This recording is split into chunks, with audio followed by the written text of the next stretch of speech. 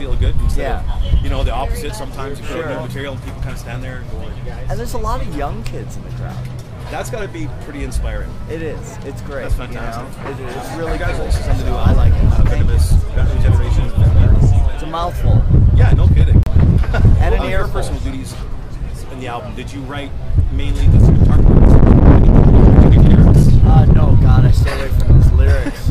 But I just do what I do. I just write, you know, music and, you know, come up with that stuff. And, you know, me and Rob work really well together on that stuff. So it's great to have a really good working relationship with him. Because sometimes you get in a band and you're not sure if you really will click musically on a writing aspect with someone. But luckily we click really well. It's almost like a marriage per se. You've got to live together for a while before you get married. Make sure you can handle each other. Exactly. Are you looking forward to seeing any of the acts? I try to watch every month, and it's a long tour, so I make my way to all the bands to see everybody, and you know, because you can learn something from everyone. You know, you can always get some ideas from everyone, and that's what I like. I like watching other acts and seeing what they're doing. That's fantastic. Did you ever watch an act like on a festival or one of your own tours and gather inspiration from an act that you didn't think would be there? Oh, absolutely. Did anybody ever shock you like that? Well, not even shock me. I look for it. You know, I'm not the kind of guy that says I know everything.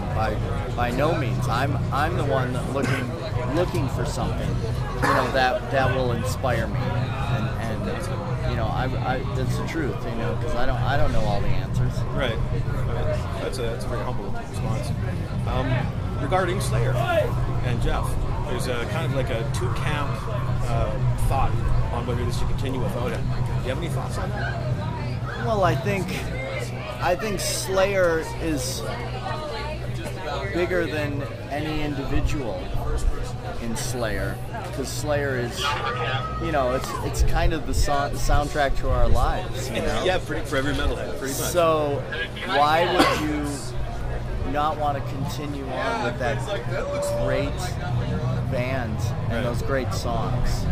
I think Slayer is incredible, and they need to carry on, you know, and keep doing what they're doing and make millions of people happy, including myself. Yes, I agree. I just wonder how it's gonna. Do you think their sound is gonna change since Phantom and this? Do you think they're gonna be stable enough that they'll just keep writing in this style? Well, I know Gary, and I know, you know, I know he's doing a great job. We did a tour. Definitely. We did a tour with them, and you know, he's doing a great job, and people want to hear those songs. I don't think there's not one person that's gonna go, I'm not gonna go. You know, they want to hear these great songs, and they want to see this great band. So yeah, it's almost like a rite of passage for the metal. And I don't think Jeff would want that either. You know, Jeff wants those people to go and experience these great songs that Jeff wrote. You know, and Jeff was a part of. So I think it's really important. I have to agree with that. I think it would be a sad day if they just packed it. Oh, it'd be a horrible day. One question is, Holt has said in many different interviews that he'll never leave Exodus to join the Slayer full-time. Right. So do you think that means that they're going to keep him and just he's going to do certain tours and do Exodus around it, or do you think they're going to find somebody else? No, I think they'll stay with Gary. I think they'll make it work.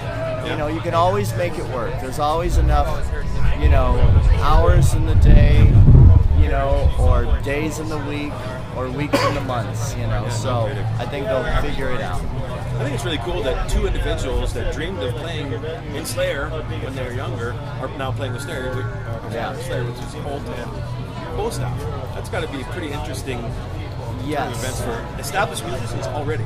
But I think that also, if you picked anyone and brought them into Slayer, they would say the same thing. Hey, I dreamt of playing in Slayer. Do you play an instrument? Yeah, I play guitar. Do you ever dream of playing in Slayer? There you go. Yeah, that's a you know, something something that will stay with me for a long time. The first show was in California, and I have 2 children, and my son came to the show, and he's 17, but he never got a chance to see me in any of my touring things because, you know, he was never allowed. The mom was a mess. So when he came, it was just incredible for him. It was incredible for me. So it was a very special thing, you know. That's fantastic. I know you're looking for a story like, no, yeah, a bunch of chicks threw their shirts at me and I couldn't see and I fell off the stage. How old's your boy? Yeah. So you said he was 17. Oh, 17. Yeah, That's pretty crazy. So is he influenced musically by you, or is he? No, he's not really. He just doesn't really play an instrument or anything. But you know, he's a great kid, and he like was shocked, you know, To see what you do. because the show was so big. You know, I mean, it was really cool. So is he the cool kid in school because JOHN-5 is his dad? I think so. Like my daughter, like doesn't say it to people, but my son does. You know? Okay. So he's more of a rock or metalhead type of guy, and your daughter's maybe more of mainstream right. music. Yeah. So to say that her dad is JOHN-5 is kind of like. Well, she doesn't say it because she doesn't want people bothering her for, you know, for tickets and stuff. Smart kid. Yeah. So. And I suppose your son's probably going to get that like mad now too. But he likes it. No. You know, he likes the attention.